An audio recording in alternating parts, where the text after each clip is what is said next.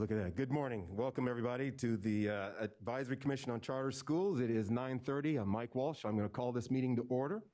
Want to thank everyone who was here for wearing your mask and remaining safe. We all think we're done with COVID, but COVID took a vote. They're not done with us. So thank you for wearing them. To the members of this dais, this body, please make sure to use your microphones. The reminder is the red light is on, the microphone is hot, okay? Also, do me a favor, and I want to try and maintain some kind of paying attention, really, so we know who's talking. Let me know. I brought my pad of paper so I can keep track of who is going to speak next, okay? So just make sure you make eye contact with me. Hold all questions and comments unless it is your turn to take the mic and talk. We will do our best to keep track of whose turn. Let's see, review a little bit of this as well. Members of the public who wish to make public comment may do so in person or so call through the call line. To make public comment by phone, dial 717-908-1926 when prompted to call in for a given item or for general public comment. You must enter access code 1166083# to be added to the caller queue. The operator will notify callers when it is their turn to provide public comment. Members of the public who wish to dial in for public comment should view the live stream of the meeting. The number and access code will be provided before the start of public comment for each item. Prior to making public comment, speakers who are watching the meeting through the live webcast should make sure the volume on their computer is muted to avoid any echoing or feedback sounds during the call. Public comment indoors, or either here in the meeting or on the phone, will be limited to 1 minute. I'll take a breath now and ask Commissioner Erica Jones to lead us in the flag salute. Go ahead and put your right hand over your heart. Ready? Begin. I pledge allegiance to the flag of the United States of America and to the republic for which it stands, one nation, under God, indivisible, with liberty and justice for all. Thank you very much. At this time, I'd also like to recognize and thank State Board of Education members Cynthia Glover-Woods and Sharon Olken for joining us today. They're here in the audience. Thank you very much. And I'm going to ask the commissioners to identify themselves and who they represent, and I'll start to my left with Commissioner Austin, and we'll just work our way right around the corner. Good morning, Jared Austin, representing parents and guardians. Good morning, Dr. Derek King, representing charter schools. Good morning, Stephanie Farland, representing the State Superintendent of Public Instruction. And I am Mike Walsh, representing governing boards of school districts. Good morning, Erica Jones, representing teachers. Matt Taylor, representing charter schools. Good morning, Gail Garbalina Mojica, representing county superintendents.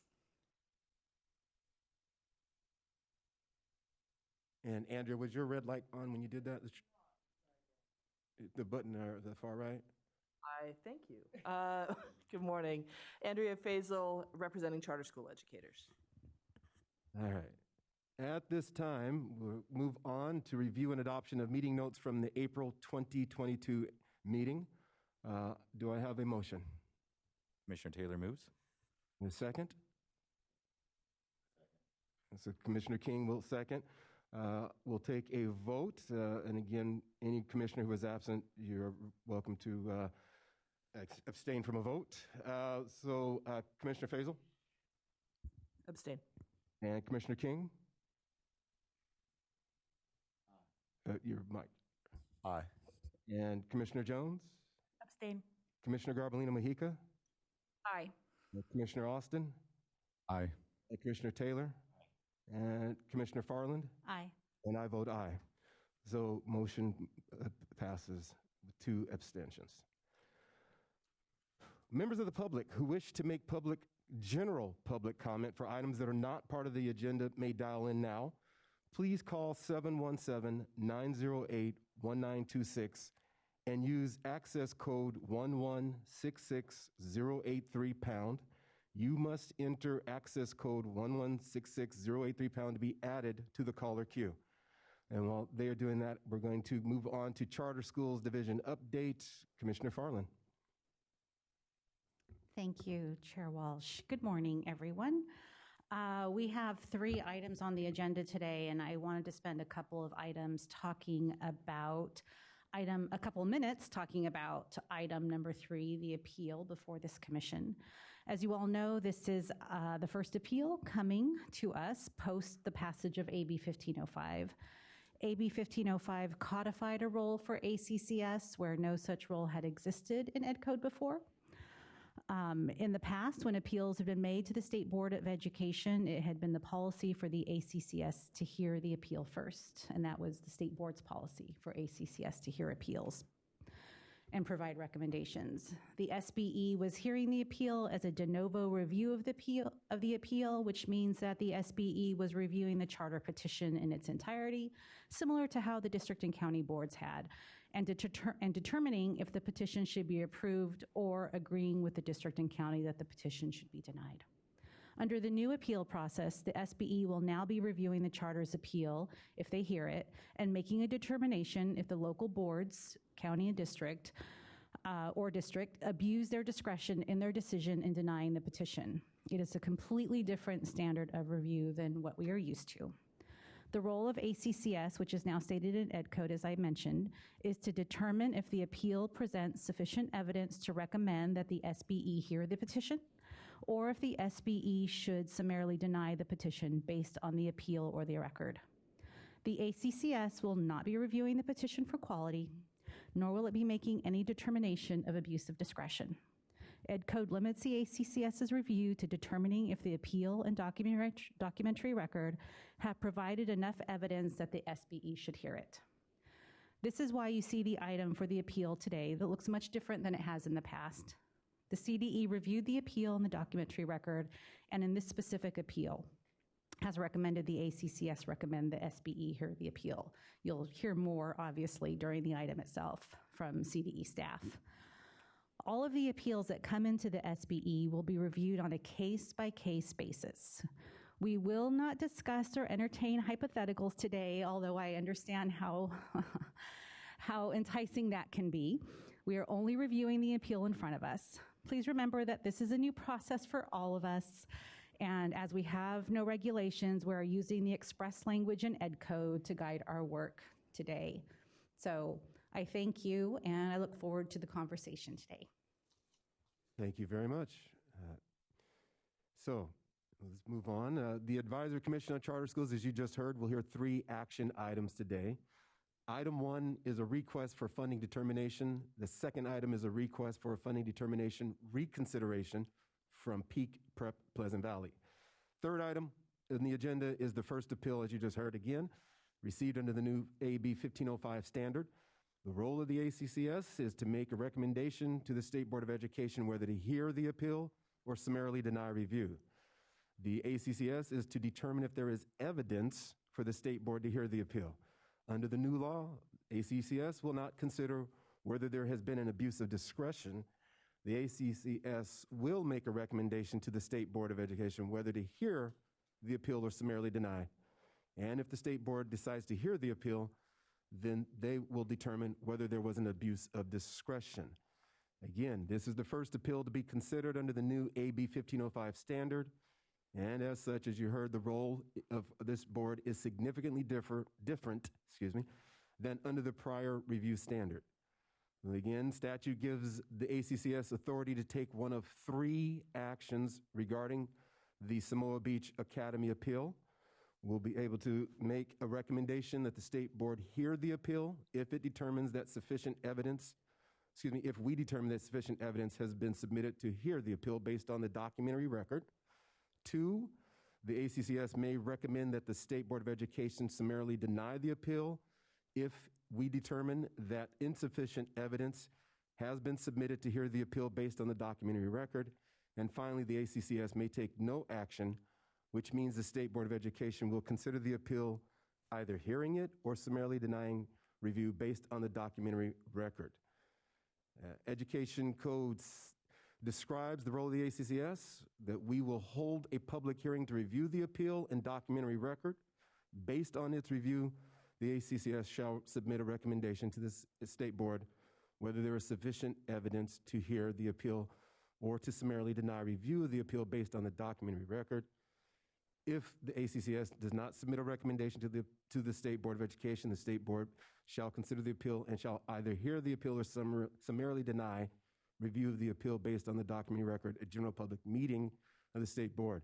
I appreciate that there's some repetitiveness in here, but again, this is a new role for all of us and for the public. So we're just going to continue to do our best to stay clear, or to remain clear and do the work that we have been asked to do in that purview. So at this time, general public comment. We will take the general public comment now. Upon dialing in, callers will be added to a caller queue. The operator will notify callers when it is their turn to speak, to provide public comment. And again, public comment is limited to 1 minute per speaker. So do we have anyone here who is present who would like to make a comment? Seeing no one at the microphone, we'll ask, do we have anyone on the line who would like to make general public comment?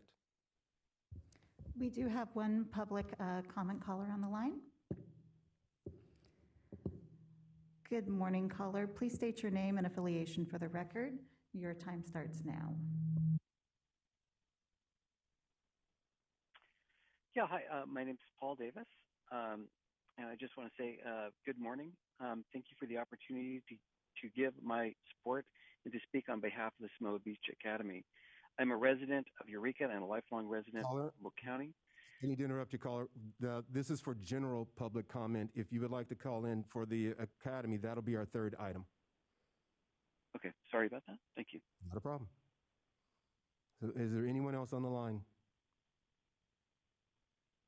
No, Commissioner, there are no other callers on the line right now.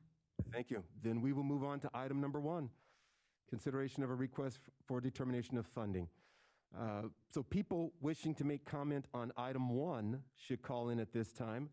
Dial 717-908-1926 and use access code 1166083# when prompted.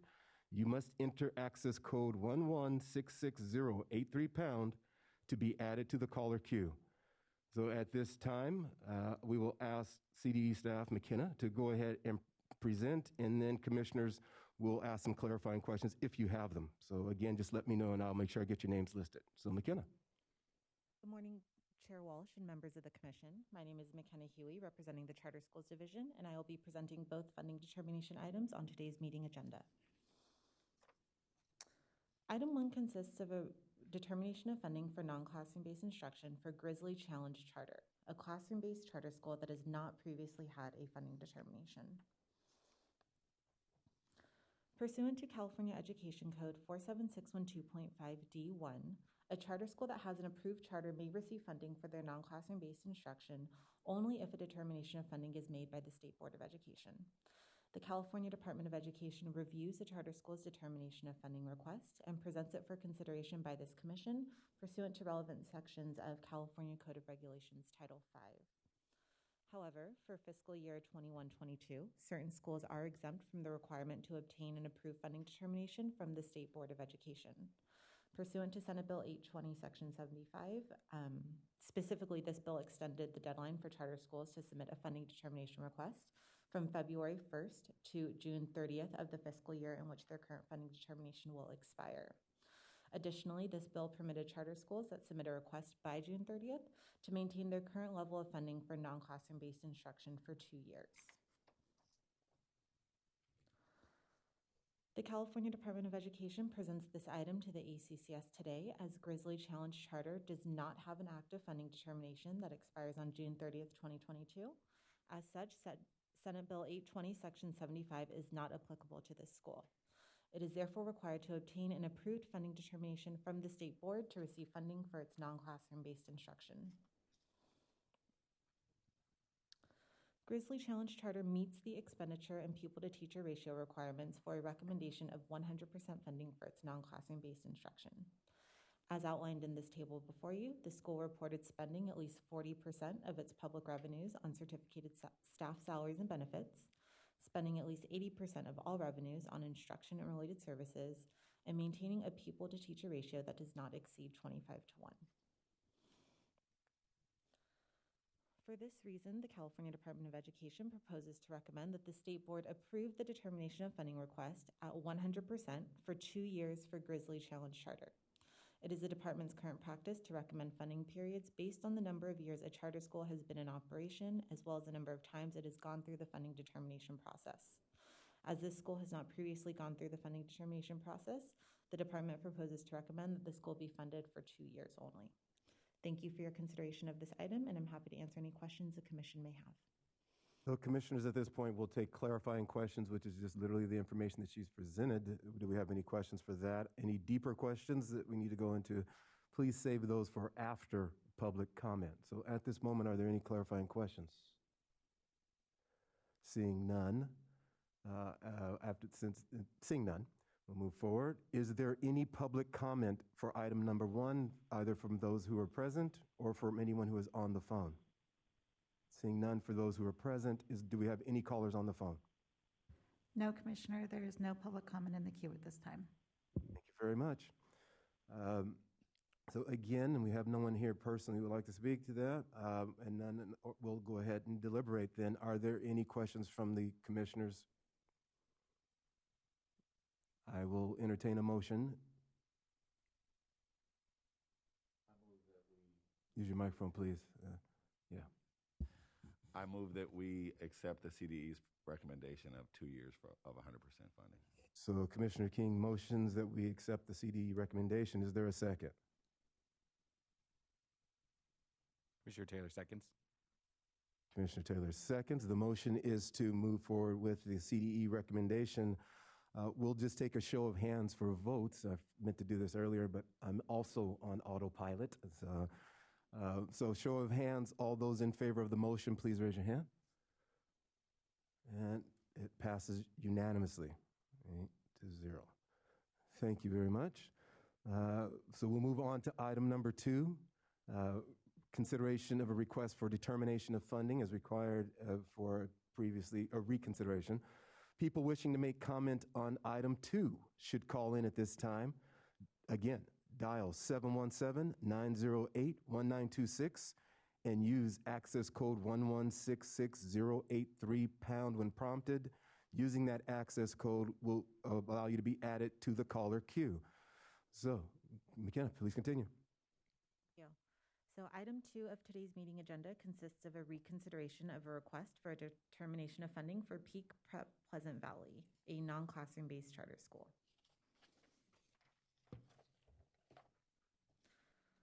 So a little bit of background on this school and its previous funding determination requests. It may sound a little familiar to you all, as at its March 2020 meeting, the State Board of Education approved the initial funding determination for this school at 100% for fiscal year 2019-20 through fiscal year 2020-21, as its first year budget demonstrated that it met the requirements for full funding for its non-classroom-based instruction. However, at its May 2021 meeting, the State Board revised the school's initial funding determination as its first year unaudited actuals demonstrated that the school had failed to meet the spending criteria to qualify for a recommendation of 100% funding for its non-classroom-based instruction. The school's funding determination was revised from 100% to 70% for fiscal year 2020-21. At that time, the school's funding determination was undergoing revision by the State Board. The school was contesting $1.76 million in litigation with its former back office service provider. As a result of this litigation, audited financial data was not yet available. When the school's funding determination was revised, the department did note that the school was permitted to submit a funding determination reconsideration request. As discussed in the previous item, Senate Bill 820, Section 75 extended the deadline for charter schools to submit a funding determination request from February 1 to June 30th of the fiscal year in which their current funding determination is scheduled to expire. Additionally, this bill permitted charter schools that submit a request by June 30th to maintain their current level of funding for non-classroom-based instruction for 2 years. Peak Prep Pleasant Valley's initial determination of funding expired on June 30th, 2021. Pursuant to Section Bill 820, the school received its current level of funding, which was 70%, for 2 years, as it submitted a complete and timely determination of funding request by the deadline. So Peak Pleasant Valley currently has an active funding determination of 70% for fiscal years 2021-22 through 22-23. It also had a funding determination of 70% in fiscal year 2020-21. In this item, Peak Pleasant Valley is requesting to be reconsidered for a funding determination of 100% for fiscal years 2020-21 through 2023-24. As their litigation with their former back office service provider has concluded, the school now has audited data which they provided to the department.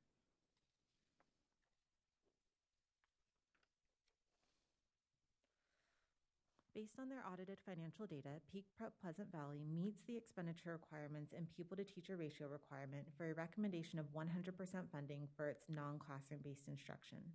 As outlined in this table, the school reported spending at least 40% of its public revenues on certificated staff salaries and benefits, spending at least 80% of all revenues on instruction and related services, and maintaining a pupil-to-teacher ratio that does not exceed 25:1.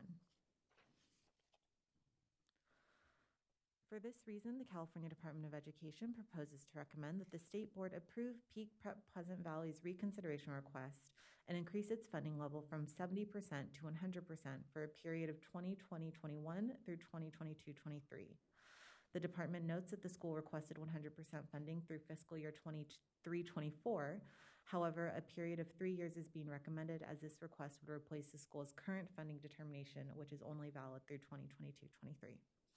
Thank you for your consideration of this item, and I'm happy to answer any questions the commission may have. Are there any clarifying questions?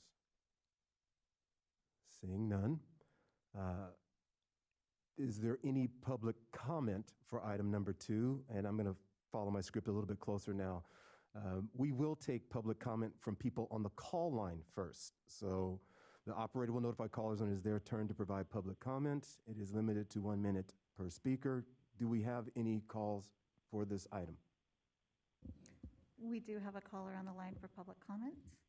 Let's go ahead and do that. Good morning, caller. Please state your name and affiliation for the record. Your time starts now. Good morning, ACCS commissioners. My name is Kyna Collins, and I'm a veteran charter educator representing the California Teachers Association. CTA would like to express our continued concerns with the funding determination process for non-classroom-based charters. This process is broken and does not provide the level of transparency needed for the commissioners of the ACCS nor the members of the State Board to provide appropriate public oversight on these funding determinations. It was announced yesterday that the leaders of the A3 charter scandal, despite such theft of hundreds of millions of dollars, will not spend a day behind bars. Specific to Peak Prep, there are concerns regarding the lack of transparency regarding the revised actual audited expenditures. This is a systemic issue within the NCB process. CTA looks forward to working with the CDE, SBE, and ACCS to fix this broken process. Thank you. And anyone else to speak? No, Commissioner, that concludes public comment at this time. I look forward to working. Are there people in attendance who would like to make a public comment? People waiting to make public comment may line up at the microphone located at the middle of the room. Seeing none, I will ask the commissioners to open debate. Do we have questions or conversations or anything that we'd like to talk about?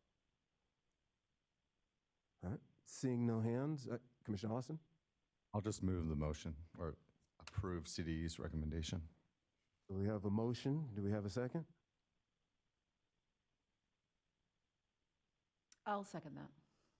We have a motion and a second. Further comments, conversations? Then I will take the vote. All those in favor of the motion to move forward the recommendation for 100% funding, please raise your hand. All those opposed? And motion passes 7-1. I have a question. Does the Bagley-King allow for this type of tallying of votes? My understanding, at least with the Brown Act, is that there has to be some sort of a visual recognition or a verbal vote. I'm just curious if the Bagley-King follows that same issue. I don't think we've ever voted by hand before. My note said I was allowed to ask, it's either vote by hand or by voice. And the showing of hands would make it easier to see that and make the count easier. I was just Mhm. curious about that. Perfect. Thank you. All right. We will move on to item number 3. Before the CDE begins their presentation, people wishing to make a comment on item 3 should call in at this time. Dial 717-908-1926, 1166083 # to be added to the caller queue. We're required to hold a public meeting, and I'm going to open the meeting. I'm also going to ask the commissioners, again, this is a little bit different than how we've normally done it. We're going to ask that we hold all questions until after public comment. So typically we've done a period of clarifying questions and then follow with that. This time we're going to ask that we hold all comments. So we're going to open the meeting. It is 9:55. And so we're going to turn this over to CDE staff. Craig will present. Thank you. Okay. Good morning, Chair Walsh, Commissioners. I'm Craig Heimbichner, Administrator of the State Board of Education Oversight and Technical Assistance Office, and I'll be presenting item number 3. Item number 3 is the appeal of the denial of a petition for the establishment of a classroom-based charter school, Samoa Beach Academy. A little background on Samoa Beach Academy, or SBA. The SBA petition proposes a new grade 9 through 12 charter school. SBA submitted its petition to the Northern Humboldt Union High School District, NHUHSD, or the district, pursuant to California Education Code, or EC Section 47605A. The district denied the petition on September 14th, 2021 by a vote of 5-0. SBA appealed the district's denial to the Humboldt County Board of Education, HCBOE, or the county, pursuant to EC Section 47605K1AI. And the county denied the petition on February 9th, 2022 by a vote of 5-0. SBA then submitted its petition to the California State Board of Education, or SBE, on March 11th, 2022, pursuant to EC Section 47605K2. And the California Department of Education recommends that the Advisory Commission on Charter Schools, the ACCS, issue a recommendation to the SBE to hear the appeal. And this recommendation is based upon the CDE's review of SBA's appeal and the documentary record. SBA has submitted sufficient evidence to hear the appeal, and there are no grounds to summarily deny.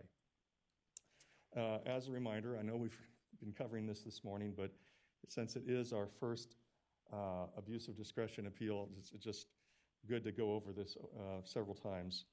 Legislative changes to the appeal process. As you know, Assembly Bill 1505, which was chaptered 486 Statutes of 2019, modified EC Section 47605 and changed the manner in which the SBE hears charter school appeals, as well as codified the role of the ACCS in the appeal process. The appeal requirements of the petitioner in EC Section 47605K2A are as follows. The petitioner shall submit the petition and supporting documentation to the SBE within 30 days of a denial by the County Board of Education.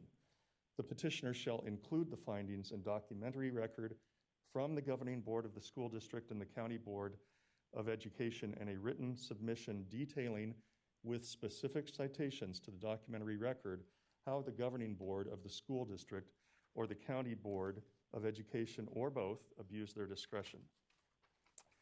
That's their role. The role of the ACCS in charter appeals, as we've covered, pursuant to EC Section 47605K2D, the role of the ACCS is as follows. The ACCS will hold a public hearing to review the appeal and documentary record. Based on its review, the ACCS shall submit a recommendation to the SBE whether there is sufficient evidence to hear the appeal or to summarily deny review of the appeal based on the documentary record. If the ACCS does not submit a recommendation to the SBE shall consider the appeal and shall either hear the appeal or summarily deny review of the appeal based on the documentary record at a regular public hearing or meeting of the SBE. And then finally, the role of the SBE in charter appeals. Pursuant to EC Section 47605K2E, the role of the SBE is as follows. The SBE shall either hear the appeal or summarily deny review of the appeal based on the documentary record. If the SBE hears the appeal, the board may affirm the determination of the governing board or of the school district or the county board of education or both of those determinations, or may reverse only upon a determination that there was an abuse of discretion. So ACCS action and subsequent SBE actions, potentially, pursuant to statute, the ACCS has defined roles to make a determination on whether the SBE should hear the appeal or summarily deny the appeal based on the documentary record. At its July 13th, 14th, 2022 meeting, the SBE will first consider the ACCS's recommendation whether to hear the appeal or summarily deny the appeal. And then if the SBE decides to hear the appeal, then pursuant to EC Section 47605K2E, the SBE will hold a hearing and thereafter may affirm the determination to deny the petition of the governing board of the school district or the county board of education or both, or reverse the determination to deny the petition, but only upon a determination that one or both of the entity's actions constituted an abuse of discretion. So to kind of clarify that a little bit, the ACCS does not consider the charter petition like we did, as we heard before, as like in the de novo review process, or make a judgment about its quality or completeness. It's just pursuant to statute, its defined role is as we stated. Samoa Beach Academy's appeal submission. So their submission was given to the CDE on March 11th, 2022, and it included a written submission of SBA's appeal detailing with specific citations to the documentary record how the governing board of the district and the county abused their discretion. They submitted also their charter petition as denied as submitted to the district on June 18th, 2021. They included findings by the district, the documentary record from the district, findings by the county, the documentary record from the county, and SBA's supporting documentation. Samoa Beach Academy's allegations of abuse of discretion, so that you are at least able to hear what they are. SBA states that NHUHSD, the district, and HCBOE, the county, did not proceed in a manner required by law and therefore abused their discretion in denying SBA's charter petition. They state that the district, they allege the district failed to comply with equal time guarantees under AB 1505. They say that the district failed to comply with equal procedure guarantees under AB 1505, that the district and the county each failed to comply with statutory requirement to maintain and produce a transcript record of the hearing denying the charter petition, that SBA was denied a de novo review by the county board because the county board and district board impermissibly shared legal counsel advising on the charter petition. We only include this for the sake of completeness. I note, importantly, that this claim was withdrawn by SBA on March 21st, 2022, and that the county office impermissibly denied the charter petition on the purported basis that SBA did not reobtain teacher signatures in appealing to the county board. This slide is here basically just to lay out the arguments on all sides, not to get into the details at this meeting of the abuse of discretion allegations. Continuing, the SBA states that the districts and counties' decisions to deny the charter petition are not supported by substantial evidence. SBA's written submissions detailing the specific allegations regarding the district's findings can be found in Attachment 6 on pages 562 through 580. And SBA's written submissions detailing the specific allegations regarding HCBOE's findings can be found in Attachment 6, pages 537 through 552. So as required, the charter school did provide citations to the documentary record to support their allegations of abuse of discretion. This is a requirement of the charter school, the petitioner, per statute. Now, the districts and county submitted oppositions to SBA's appeal. And the district's opposition to Samoa Beach Academy's appeal, NHUHSD states that its denial of SBA's petition was based on evidence demonstrating the following findings.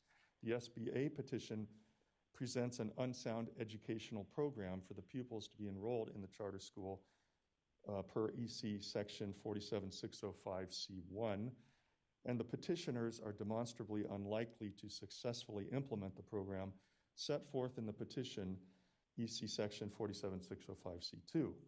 Additionally, the district states that the procedural claims in SBA's appeal do not demonstrate an abuse of discretion. The county's opposition to Samoa Beach Academy's appeal contains the following. HCBOE states that it did not abuse its discretion by not recording the meeting at which the SBA's petition was denied, and that its findings in support of denying SBA's petition met all requirements of the law. HCBOE states that it denied SBA's petition based on the following findings.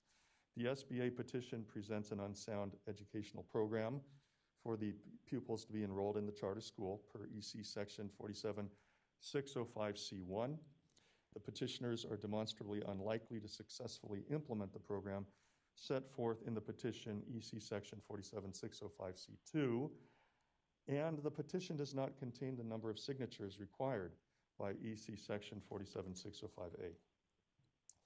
So in conclusion, based on the CDE's review of the appeal and the documentary record, the CDE finds that there are no grounds to summarily deny SBA's appeal.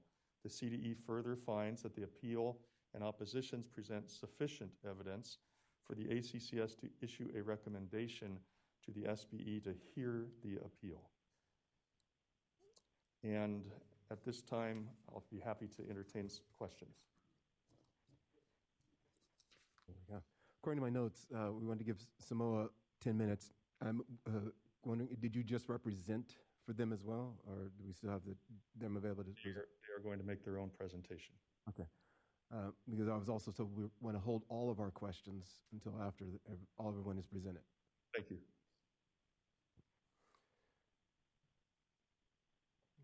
So at this time, we'll go ahead and hear from Samoa Beach.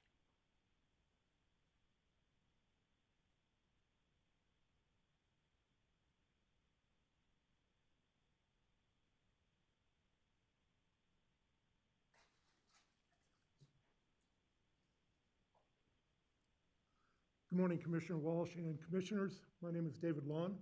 I'm the lead petitioner and board member for the Samoa Beach Academy.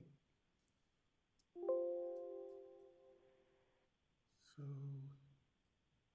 there goes. Thank you. I've been in education for over 40 years, first as a volunteer, later on in the classified realm as a custodian and instructional aide. Later on became a teacher and later administrator with, thank you, sir, with various jobs there in between. I ended my career or retired from education as Assistant Superintendent at the Northern Humboldt Union High School District. I'm pleased to be part of this extremely qualified team behind the proposed charter school at Samoa Beach Academy and the implementation of a much-needed full-time inclusive CTE program. The SBA is individually based as evidenced by our small size and resulting small class sizes. The 3 CTE pathways will be residential and commercial and construction, patient care, and business management. We are committed to career skills and financial literacy with internship opportunities and required courses of study. We will allow our students the opportunity to meet A to G requirements if they so wish to continue their education post-secondarily, but due to the low percentage of students in Humboldt County that go on to get a post-secondary degree, much of our focus is going to be on preparing our students to be ready for workforce immediately upon graduation. So with that just brief overview of who I am and our school, and due to the legal changes and how the state considers charter appeals, I'd like to hand over the remaining part of our presentation to our legal counsel. Thanks, Dave, and good morning, commissioners and state board members. My name is Janelle Rulli. I'm an attorney with the law offices of Young, Minnie, and Core. We are certainly glad to be here today on this momentous occasion. It's also great to be here in person. It's been a long time watching you all on live stream. I do want to acknowledge the novelty of what's before us today. Many of the concepts that we're talking about were theoretical a couple of years ago when AB 1505 became law, when it was negotiated, and there was a lot of back and forth. And today we're going to start fleshing out what some of those provisions actually mean. I'm proud to be here today on behalf of Samoa Beach Academy, which was regrettably subject to abuse of discretion by both the district and the county when they were considering the charter to authorize the school. While we recognize, of course, the importance of today as the first abuse of discretion appeal before you, we also want to stay centered on the facts that are before us on this particular school. All right, so you've heard a lot about your role and about what, a little bit about what abuse of discretion means. Again, I will say that your role is to hold a public hearing and to review the evidence. And then based on that review, you'll recommend to the state whether there's sufficient evidence for them to hear the appeal or whether they should summarily deny based on the documentary record. Of course, no surprise, we are asking that you follow the CDE's recommendation today and that you vote to submit a recommendation to the state board that there is sufficient evidence to hear this appeal. Ultimately, the commission neither makes a recommendation nor a decision as to whether there's been an abuse of discretion. The only decision is whether there is sufficient evidence for the state board to make a determination. If you vote to recommend that the state board summarily deny this appeal, essentially that means that you believe that what the district did and what the county did were perfect on every level. That means that there was no error at all committed by the county or the district. Last, it's important to have a shared understanding of what abuse of discretion means, since it's not defined in the Charter Schools Act. Again, we've lost the de novo appeal rights that we used to have as charter schools, but part of what we gained are a number of new procedural due process protections, and it's really important to hold on to those protections. So it's the state board's fundamental role to ensure that districts and counties comply with the law in reviewing charter petitions. When they don't, the state board must step in to reverse those denials as an abuse of discretion. State statute and binding case law defining precedent show abuse of discretion as when an agency has not proceeded in a manner required by law, the order or decision is not supported by facts, by the findings, or the findings are not supported by evidence. So those three things. The agency did not proceed in a manner required by law, the order or decision is not supported by the findings, or the findings are not supported by evidence. So Samoa Beach Academy does prove all three of those. We don't have to prove all three of those in order to merit a recommendation today, but we do show evidence of all three. So we'll step through the 5 different abuses that Craig highlighted for you.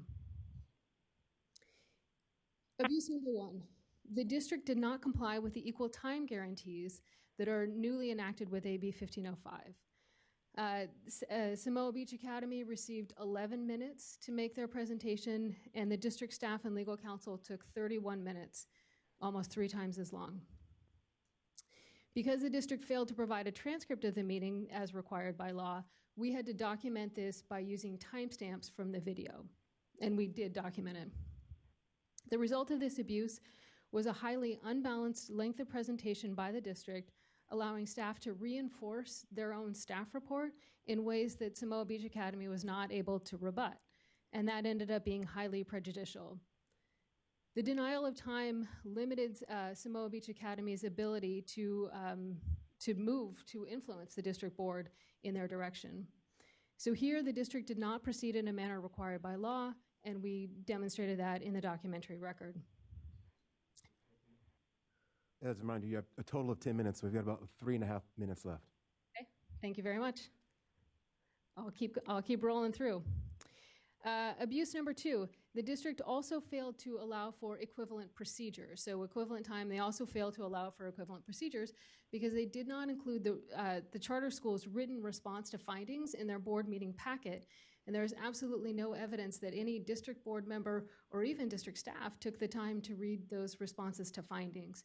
Equivalent procedures, I should say the district's own staff report, of course, was included with the agenda and posting. And so equivalent procedures would mean that the response to that finding was also posted. The result of this abuse was highly prejudicial to Samoa Beach because it shows that the district board could not have meaningfully considered its responses, and therefore it violated the equivalent procedures requirement. Again, the district did not proceed in a manner required by law. Abuse number 3, the district and the county each failed to comply with the legal requirement to prepare a transcript of the decision meeting. You'll probably hear more about this, but the facts are that the county did not record the meeting, and so it could not have produced a transcript. The district made up a legal requirement and sent that to the charter school as a reason why it chose not to prepare a transcript. But the law requires a transcript. That's what it says.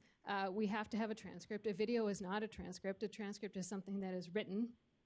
The charter school is prejudiced by the refusal to prepare the transcripts because the district and the county have both insulated themselves from a full review of the record, and the charter school itself had to expend resources to make up for this violation of law.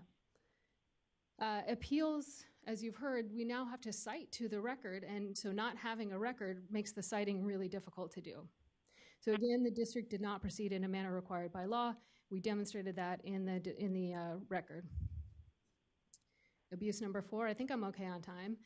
Abuse number 4, the county denied the charter because they said that the charter school didn't produce new signatures at the time of the appeal to the county. Now, mind you, the district, in its reasons to deny, did not find an incomplete number of signatures. So the county, 6 months later, I might be miscounting that, 9 months later, when we were before the county on appeal, they said, no, you have to come up with new signatures. And we said, no, you don't. And then they denied based on us not producing new signatures. And then last, number 5. The district and the county denials were not supported by substantial evidence, which triggers the second and third points under the abuse of discretion definition. So the order is not supported by the findings, and the findings are not supported by evidence. The findings don't present substantial evidence of specific facts that are sufficient to support denial. Both sets of findings were pervasively grounded in speculation, in supposition. They don't indicate the presumption of approval that still exists in the Charter Schools Act, and so they don't meet that threshold. So we believe both sets of findings violate the law in that way. I thought you were going to cut me off.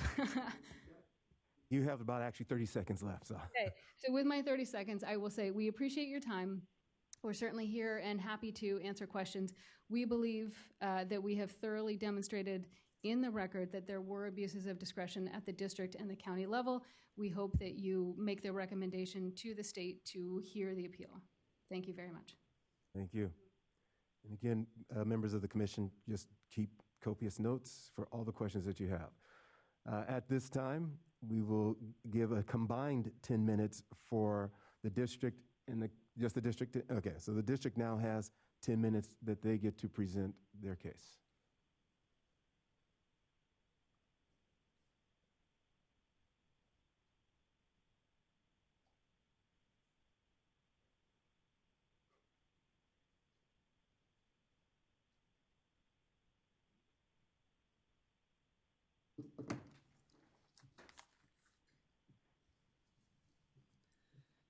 Before we start on the time, I would just like to say that the Humboldt Board of Education has ceded their time today, so I will be representing district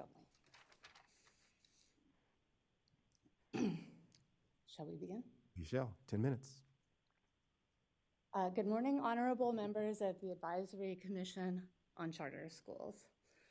I'm here today representing Northern Humboldt Union High School District. My name is Damara Moore, and I'm Senior Associate General Counsel for School and College Legal Services.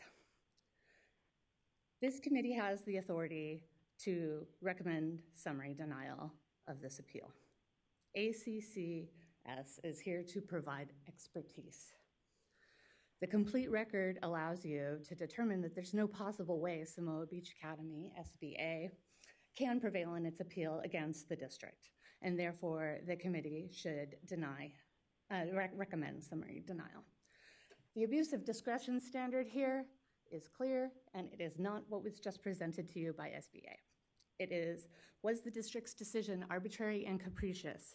Was it entirely lacking in evidentiary support, or was it procedurally unfair? As you heard, they really want to make out most of their case on the procedural unfairness, which is the weakest element, I believe, if what we're talking about is what is best for the students of the school. Nothing in the record could permit any trier of fact to conclude that the district abused its discretion. Please forgive me if I'm about to speak like an auctioneer due to limited time constraints I have, and I'm going to speak quickly. I heard that you said you will not be considering abuse of discretion, but you are charged with determining, as it says on this PowerPoint slide, whether there is sufficient evidence to hear the appeal. These words have meaning. You cannot ignore those. We recognize that for everyone, this is a new process, and we are excited to be a part of formulating that process. The commission exists to provide its expertise to review charter petition appeals before they go to the State Board of Education. It is important that this committee not begin to define its role in this precedent-setting moment as one reduced to rubber stamping the CDE's apparent paper review as to whether timelines were met and appropriate documents were submitted. Our position is that any factual dispute that exists once you review all the evidence before you is not one that reasonable people such as yourselves, commissioners, could conclude requires a public hearing for the State Board of Ed.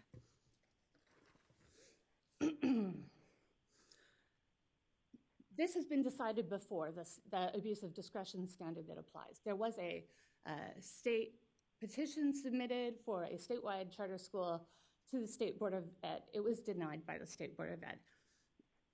That was appealed to a trial court and then appellate court, and the appellate court decided that the approval of a charter school is essentially creating a school district. And that, like the creation of any school district, is a quasi-legislative action. Now, why does it matter? Why are we talking about this standard of review? Because you are charged with determining if there is evidence worthy of a public hearing, i.e. evidence creating a dispute about whether the district abused its discretion. Where a school district's board acted in its legislative capacity, not a judicial capacity, we don't use that substantial evidence standard. We use the more deferential standard that I outlined at the beginning. The legislative history, if you look at this bill, that created this committee makes clear that the bill sees the governing board's role as policymaking and legislative, and therefore quasi-legislative when it decides whether to grant or deny a charter position. I'm quoting from the Assembly floor analysis, which states, this measure ensures that charter schools are authorized and overseen by school districts and county offices of education who are the elected officials that best understand the educational needs of their local students, thus improving oversight. The bill gives school districts greater authority to choose which charter schools are approved in their community because they know their community, those elected officials do, on the current students in the district. The Senate floor analysis is substantially similar.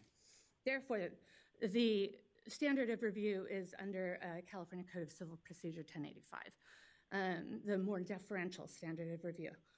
I submit to you that if you look at Education Code 47605, the bases for denial reflect that the board is acting in a legislative, policy-making, decision-making capacity when it denies a charter petition.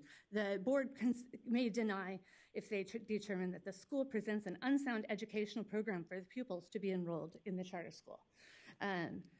Now, that is determination that is best made by a local school board in its legislative capacity. Another basis is the petitioners are demonstrably unlikely to successfully implement the program set forth in the petition. Again, that is policymaking, not acting in a judiciary capacity. Other bases for denial are the need for the charter to prove that it has considered by listing in its petition important factors in running school districts, such as the effect on the community. So those considerations that are the basis for a denial are clearly legislative. All right, so the first thing to consider when you're considering abuse of discretion under this standard that I submit to you is the proper standard, was the district's decision arbitrary and capricious? Well, we have submitted declarations to you, and I'm going to give you a number of citations today. Please write them down when they're not in the slide. Attachment 8, pages 2 through 26, and 494 through 542. Those declarations and the findings themselves reflect the work performed by the district to make its findings. This was not decided by the flip of a coin, as you will see when you review those documents and the video transcript of both public hearings that occurred here and the final board meeting. Those can be found at attachment 8, pages 30 through 33, 471 through 73. Under this standard, SBA must prove that there is zero evidence that supports the district's findings. This is what I mean by it's a deferential standard. So you really need to engage in the evidence to fulfill your obligation to make a determination as to whether there is sufficient evidence. You have to find that there is zero evidence in the record to support the district's decision. This slide provides citations in support of unsound educational programs reflected in that petition as set forth in this slide. And in the record, there's ample evidence that supports that the educational program was unsound. Furthermore, in support of the district's finding that it was demonstrably unlikely to succeed, as reflected in attachment 8, SBA simply cannot argue with a straight face that there was zero evidence in the record supporting the district's finding. It doesn't even pass the blush test. I could not stand before you and not blush making that assertion. The petition says that there will be paraprofessionals. They did not budget for that. When the district asked why, I don't see this in the budget, the response in writing from SBA was a blatant contradiction of the petition and said that, well, we don't know if we're going to need paraprofessionals. Any charter school that goes into business saying that we don't think we need to serve special ed students with a single paraprofessional, it's ridiculous. The petition says they will have food service. When asked how, since it's not in the budget, they said, well, it's in the budget. So I challenge you to find it. Go into the record where the school is located, in Samoa, in the town of Samoa. There's one school, only one. That school has a population of 94% unduplicated students. How is SBA going to provide 2 free meals free of charge to those students that want meals, and there will be many, a requirement next year of the state meal mandate?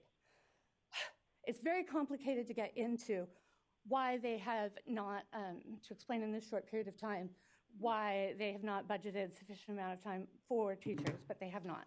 I need to move on to the procedural arguments, given the amount of time I have. You have but 1 more minute. All right. You just heard the district failed to give transcripts. So we provided transcripts. I personally consulted the CDE. As you see here in this slide, Sandy Ridge from CDE Charter School Division said you can provide a video transcript. That's totally fine as long as you provide names and timestamps, which we did. The other procedural arguments against the district are that we didn't provide equal time to SBA. Well, please look at attachment 8, page 469, where we say, how long do you need? They don't know. David Lawn, who was just up here, his email address, when you look at emails, it's double D. He says 10 minutes is fine. They didn't even use their full 10 minutes. As to bullet point number 2 here, SBA sent the board its response to the district's findings. So claiming that the response by SBA to the district's findings, their retort, was not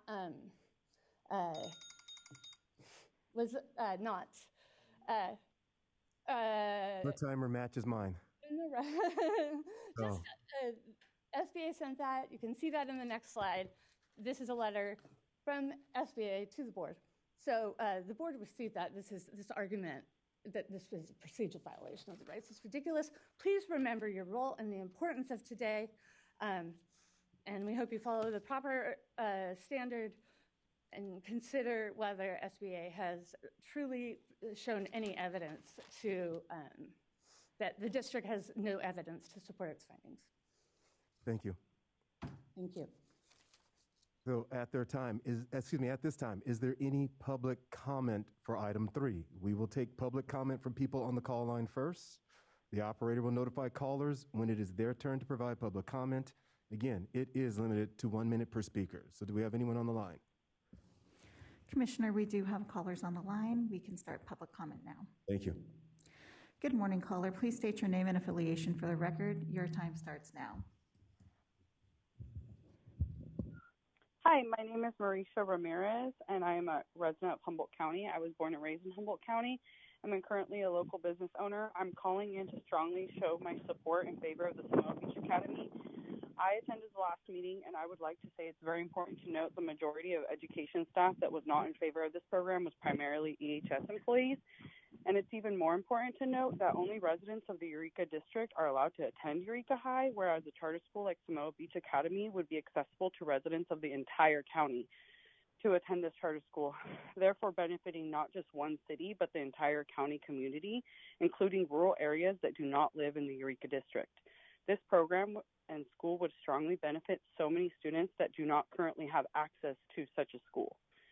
It's very important to note that it's not going to just benefit one location, as the support of, this program would benefit the entire county. Thank you. Thank you, caller.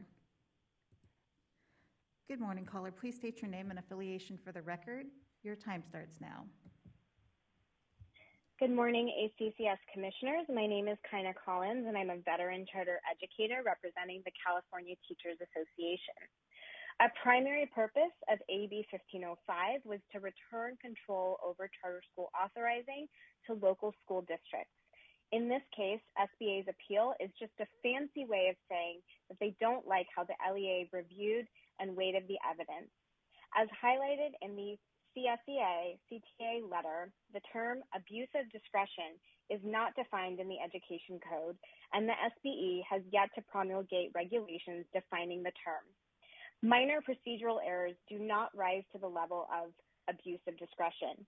The district and county board both acted within the letter of the law in denying the petition. We urge the ACCS to recommend that the SBE affirm HCBOE's and NHUHSD's decisions to deny the Samoa Beach Academy charter school petition. Thank you.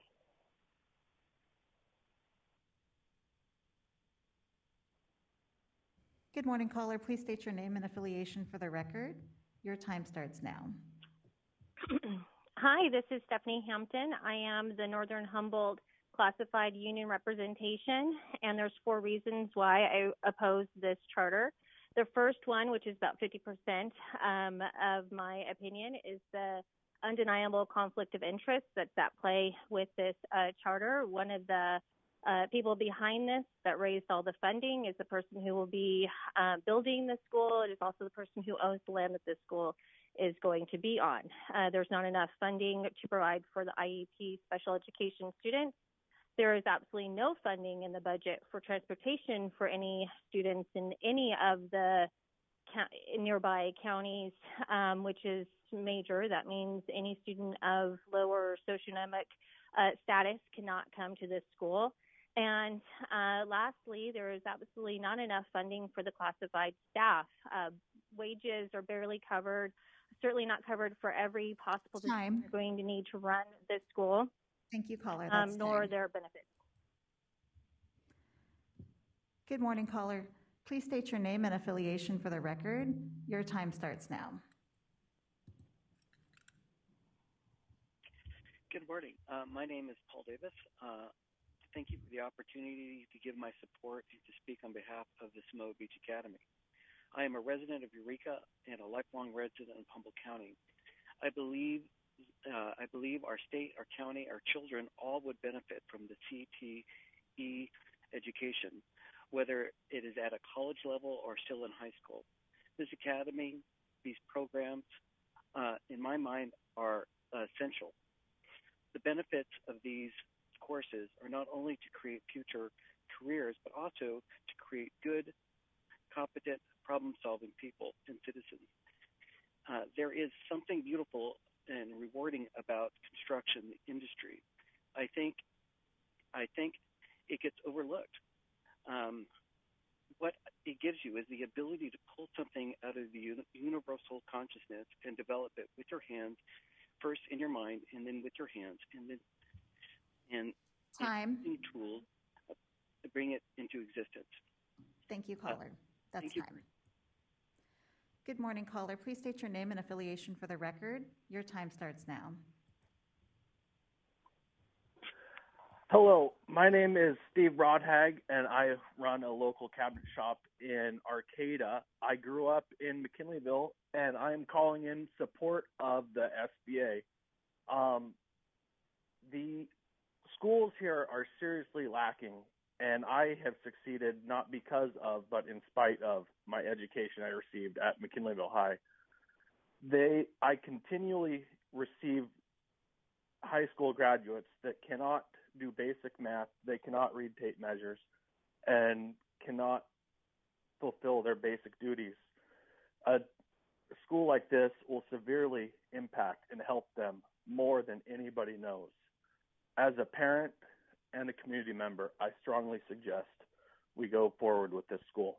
Thank you very much. That concludes public comment at this time, Commissioner. Are there people in attendance who would like to make public comments? If so, please approach the microphone in the center of the room. You will also have 1 minute for public comment, and please remember to maintain social distancing as the best that you can. So whoever would like to go first, the time begins when you start speaking. First on our list is Joshua Wirtz.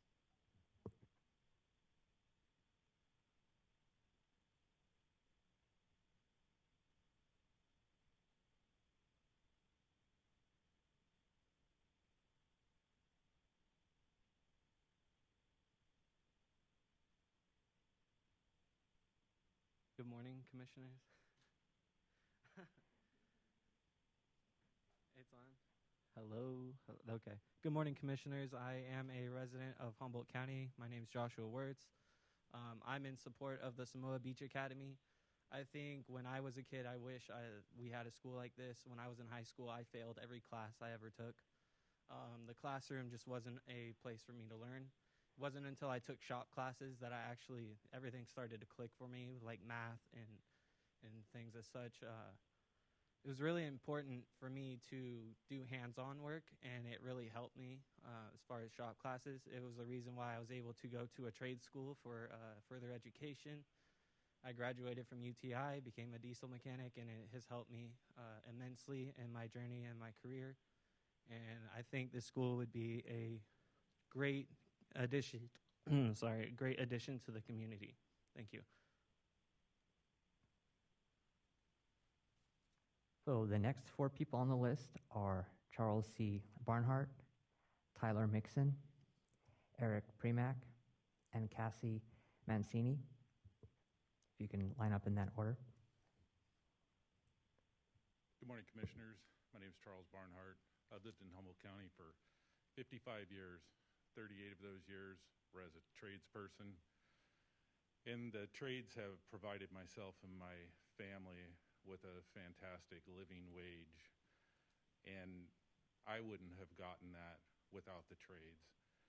And I think the Samoa Beach Academy would provide the kids, my kids, with a jump start into the trades. My son was never going to be a college-educated person. Went to a trade school in Arizona, graduated with honors, now is an audio engineer at Universal Studios, and that would have never happened without a trade school. So I support the Samoa Beach Academy, and I hope you will too. Thank you.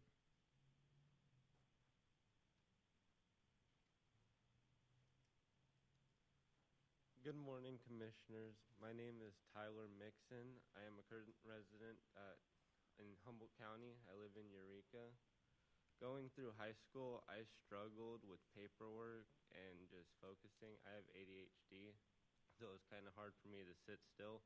But when I got into woodshop in Eureka High, I found that it was a lot better for me to learn. To this day, I may still struggle with the tape measure and stuff because I wasn't in that class for very long.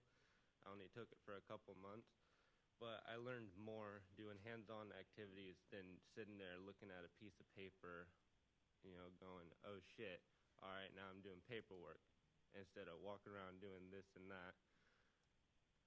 I was mostly failing in most of my classes, like science, math, and history, but I took NJROTC, which is pretty much a Navy class of stuff. They had me exercising and doing a lot of hands-on activity.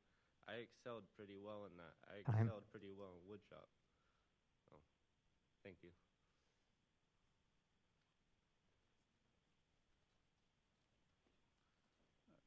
Good morning, members and board liaisons. Eric Premack with the Charter Schools Development Center, here to speak in support of the staff recommendation that you forward a recommendation to the board to hear the appeal. Thank the staff for their hard work on this. I did want to speak also to some of the larger issues of kind of precedent-setting ones, and I think I've heard a number of misstatements, including the law limits your ability to look at the substance of the petition. And while the law says you shall forward a recommendation as to whether to hear it, it doesn't limit you as to providing any further guidance, just as the previous law didn't limit your ability to do that either. And I think it might be a good idea for the board to continue to have you play that role, even though it is kind of a pain in the rear and can be time-consuming for all concerned. I think there are a lot of other precedent-setting issues that bear some discussion here, lots of which are coming up, including what do we mean when we say abuse of discretion. In this case, I think it's so clear-cut that we don't really need to have that argument today, but going forward, I think we'll have some closer calls. Thank you. Good morning, Commissioners. My name is Cassie Mancini, and I'm here on behalf of the California School Employees Association, urging the Commission to summarily deny SBA's appeal. Both the district and the county thoroughly, exhaustively, and fairly evaluated the SBA petition, consulting qualified experts, comparing relevant data, and calling upon their own expertise. Both districts completed everything required of them in statute to appropriately recommend that the Academy's petition be denied. But even in the event of any minor procedural error, it should not then follow that the local agency's decisions be reversed and the petition granted. Such an outcome would be nonsensical and could harm students. The abuse of discretion standard in this case and in every case before this body is very deferential. It's abundantly evident, based on the records before you, that both LEAs made well-reasoned decisions to deny the SBA petition, and therefore we urge you to vote to summarily deny SBA's appeal. Thank you. Hi, I am not on the list, and I apologize for that. My name is Jennifer Nix. I am legal counsel for the Humboldt County Board of Education. I am speaking here in public comment because the district and the county were only given a total of 10 minutes to present their response. I just want to echo what Ms. Moore said. This commission does have the authority to recommend summarily denying the petition appeal. You do have the authority to look through the record and to see that no abuse of discretion occurred, and then to recommend to the state board that the appeal be summarily denied rather than requiring a public hearing before the state board. Thank you. Good morning. My name is Roger McDonald. I'm the superintendent of the Northern Humboldt Union School District.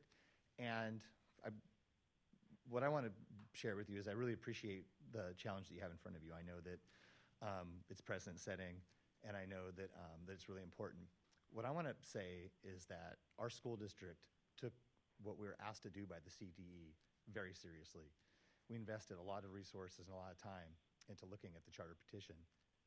We actually, as a school district, while the narrative might be that we don't like charter schools, we have two very successful charter schools, independent and dependent, and we very much support, our county is very much supportive of charter schools in general. This is not about that, and it's not about the trades. We invest a lot of resources at all of our high schools in response to the needs of our county. So I appreciate you, and I just wanted to share that.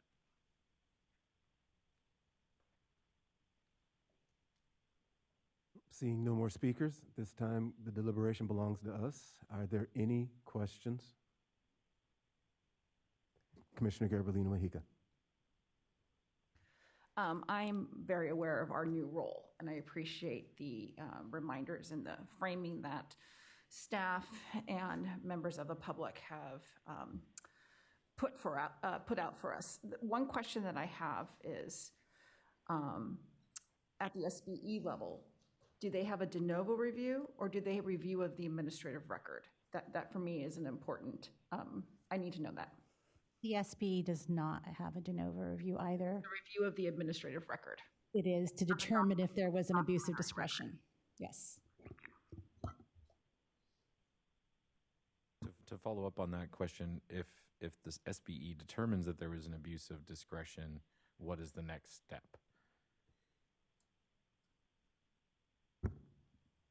Well, according to Ed Code, if the state board determines there's an abuse of discretion, their choices and are to reverse the local board's decision. Using the evidentiary record that already exists, they're not permitted to continue to gather new evidence. To use the documentary record that will be, yes, that has been submitted. Any further questions? Seeing none, again, for this commission, we have three choices before us. We may recommend that the state board hear the appeal if it hear the appeal if we determine that sufficient evidence has been submitted to hear the appeal based on the documentary record. We may recommend that the state board summarily deny the appeal if we determine that insufficient evidence has been submitted to hear the appeal based, again, on the documentary record. And we may take no action, which will still mean the state board will consider the appeal, either hearing it or summarily denying review based on the documentary record. So at this time, with no further questions, I'll entertain a motion. Oops, sorry, do we still have some more conversation? Right. I'd like to have discussion first before we entertain a motion. So what we'll do is recognize Commissioner Farland, and then we'll head over. I just wanted to add on, Matt, to your comment earlier about what the state board may do. They may reverse it, but I should also include that if they choose to reverse it, that oversight and authorization is assigned to either the district or the county, just to continue that. So it retains in that local control concept that the AB 1505 pushed for was if the state board finds that there was an abuse of discretion, then the county or the district becomes the authorizer. Yes. It's no longer a state charter. So then the county would maintain, or district would maintain oversight of the school, which was one of the things we heard in the comments that was a risk, that we were going against local control. This would actually, if the state board allows that, would allow local control to continue. That's what Ed Code states, yes. Okay, thank you. Commissioner Austin, we'll start with you, and then Commissioner, did you have, okay. I actually had a question, if possible. The Charters Council stated that a video transcript was provided, but that's not actually a transcript. And then the district's council said that that does count as a transcript according to CDE. So I just wanted to clarify, how does CDE interpret what a transcript is? Is it video, or does it have to be written?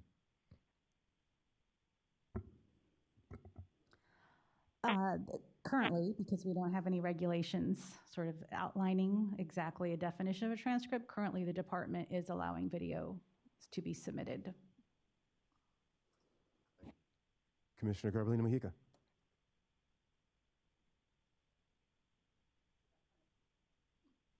So that's an interesting take, because that up until 30 seconds ago, I was under the impression that we needed to have a written transcript.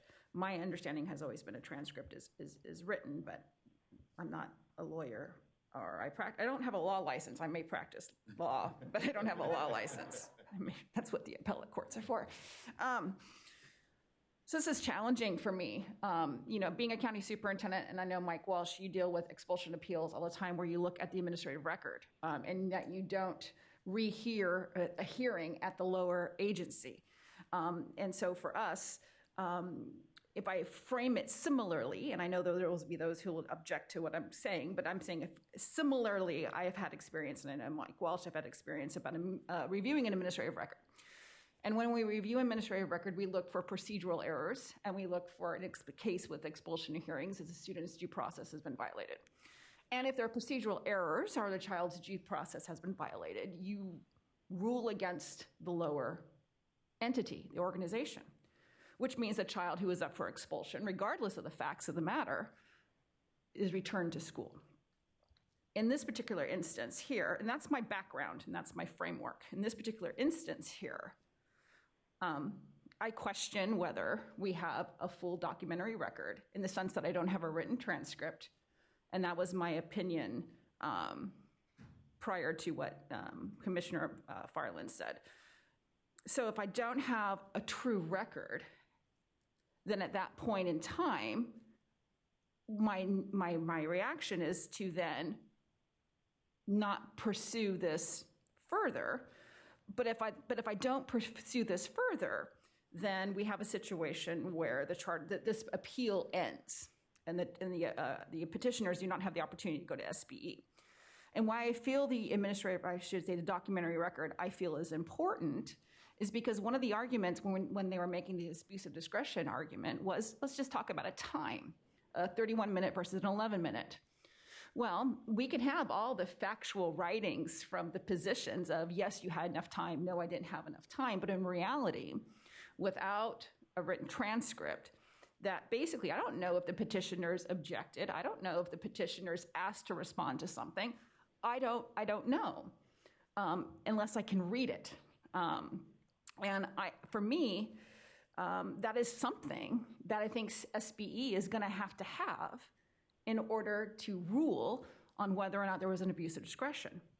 So, with that, if we okay, we're going to have to find another word because I can't pronounce that word. If we deny outright, we're going to call it deny outright. If we deny outright, then at that particular point, we don't have, the charter school doesn't have the ability to pursue this unfair procedural violation, let's just potentially call it that.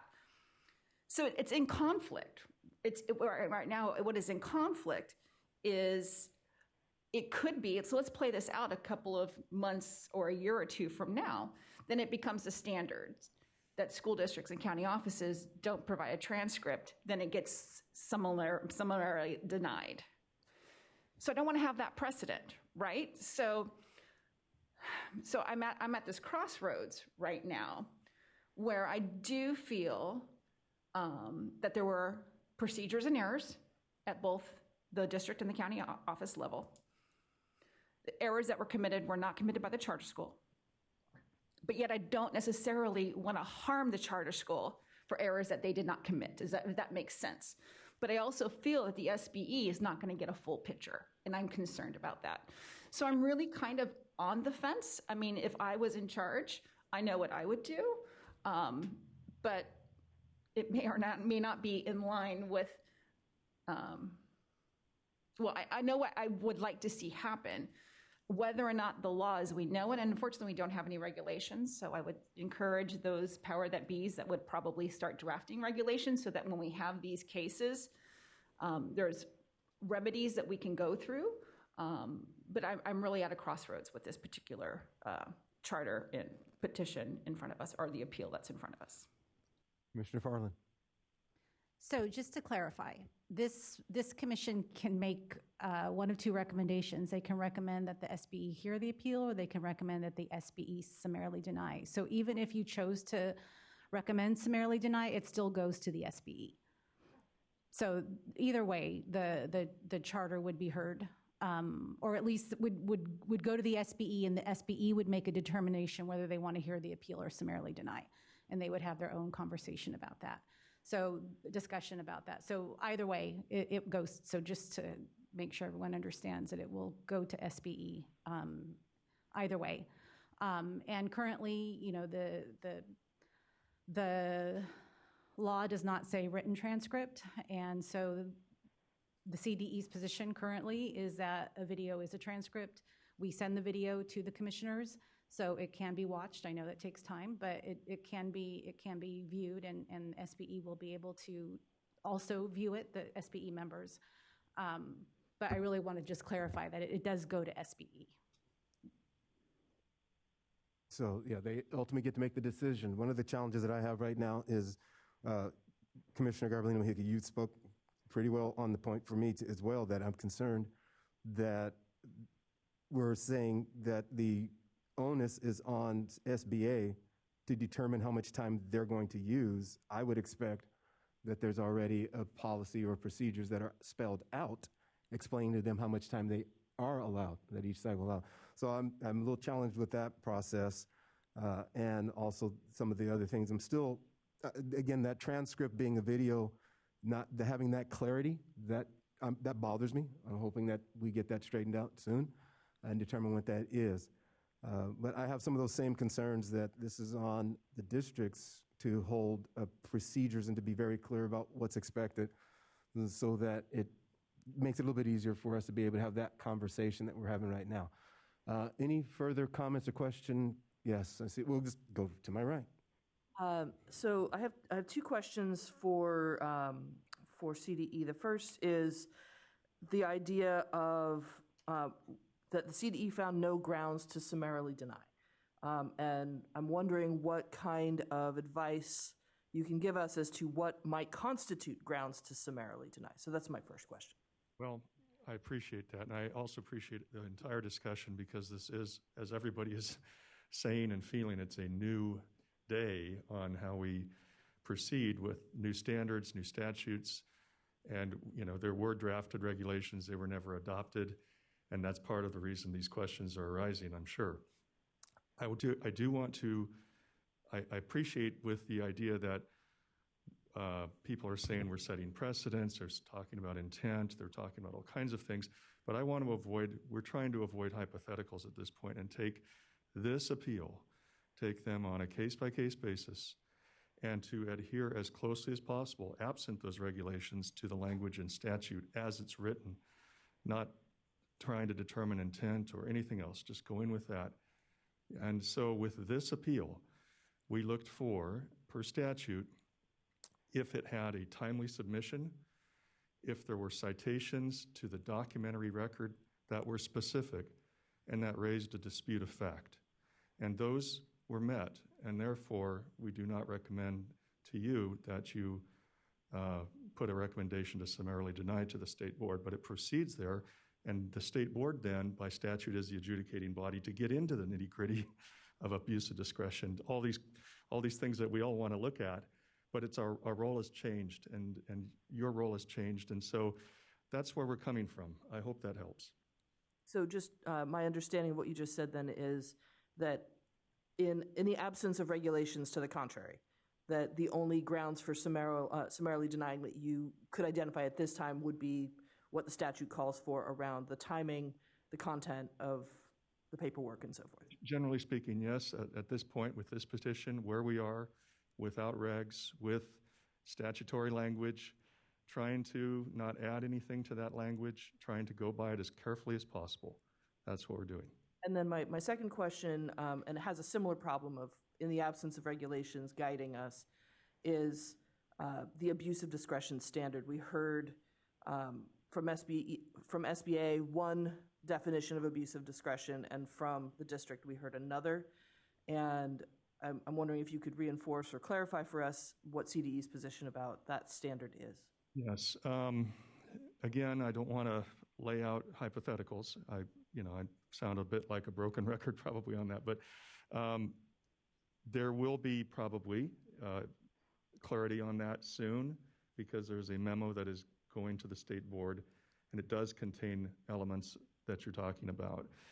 But in terms of this particular appeal, I want to be very careful. I don't want to talk about abuse of discretion so much, because that is for the state board.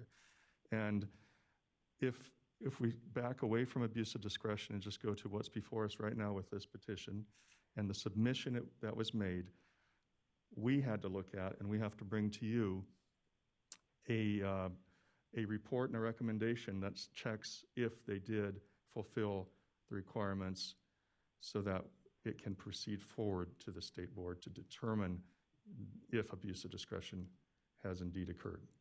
Thank you. That's very helpful. You're very welcome. Commissioner Jones. Thank you. And I appreciate the discussion, and I definitely appreciate the example my fellow commissioner gave as far as the expulsion hearings. And I really appreciate your background experience in that.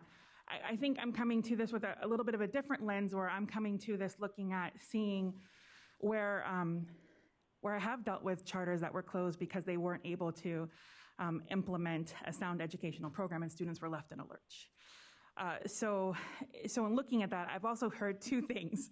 I've heard that we're doing this case by case, and then I've also heard precedent setting often back and forth, which makes me a little nervous in this discussion because, as you just said, in my opinion, abusive discretion is a high legal standard. We actually don't have that here. We don't have the definition of it, so we don't, and I appreciate that it's soon going to be clarified for the SBE, but right now I do feel like I'm flying a little blind because on the one hand, I want to, with the full discussion around 1505 and local control, deference does go to the school district and to the county. And on the other hand, we're looking at procedural errors. And do procedural errors actually rise to abusive discretion? But then we're also not supposed to look at what abusive discretion is defined as, right? So I'm definitely struggling in that. But I'm really leaning towards, does this mean, and would this be precedent setting that every minor procedural error then rises to this level? And that has me concerned. And Commissioner King. I would just like to add my thought just to the discussion, and that is, yes, it is. Can you guys hear me? Okay. I'd just like to add my thought to the discussion because we're talking about different nuances. But what I would like us to consider is that procedural errors do and can sometimes deny meaningful consideration, right? So if we're talking about things like time, if I don't have an opportunity or anyone doesn't have an opportunity to refute, that creates an imbalance. If we're talking about things like things that don't exist within the statute as the CDE actually communicated with respect to a refresh of the signatures, again, some of those things can create an imbalance. So I think at a minimum, for at least for me, the CDE presents enough, an argument that is in support of the SBE hearing it. So that's just a thought that I wanted to add because, again, I understand we're, have issues of precedent. However, it's important that when we're considering summarily denying something or moving it forward, that meaningful consideration matters. So I have a question for you. Did I hear you offering a motion? I'll clean the motion up. Here we go. All right. So I'll make a motion that we accept the CDE's recommendation to allow for the SBE to hear the appeal. Is there a second? Matt Taylor was second. So we have a motion by Derek King and a second by Matt Taylor for the motion for the state board to hear this. We are in agreement with the CDE recommendation. Further conversation before we take a vote. And I'm going to say that I think, as you were just stating, Dr. King, some of the ambiguity that we're talking about right here is, for me, the very reason why I think the state board should hear this. At some point, the conversation has to be had. And again, it's not for us to determine whether or not we think there's abuse of discretion. It's just simply the question of whether or not there's reason to hear it. And for me, I'm feeling like there's plenty just based on the ambiguity. So we'll go to Commissioner Austin and then Commissioner Faisal. Okay. Thank you. I'm in agreement that the state should hear it as well, but I have a question on what I just heard from CDE. So we've talked about how we're kind of figuring this out, but then a memo is going to the state board. Is that prior? So are they going to hear the exact same way we did, or are they going to have new information to kind of provide them greater guidance at the next meeting? Well, they have a different role than you. So yes, they actually will be hearing they will be hearing the evidence and determining whether there was an abuse of discretion. So the item that goes to SBE will look different than the one that has come to the ACCS with more of the detail that you're. So the memo that's going to them is strictly to help them with their role. It wouldn't do anything for us going forward. Yeah, the memo is just the process for, yes. Thank you for that clarification.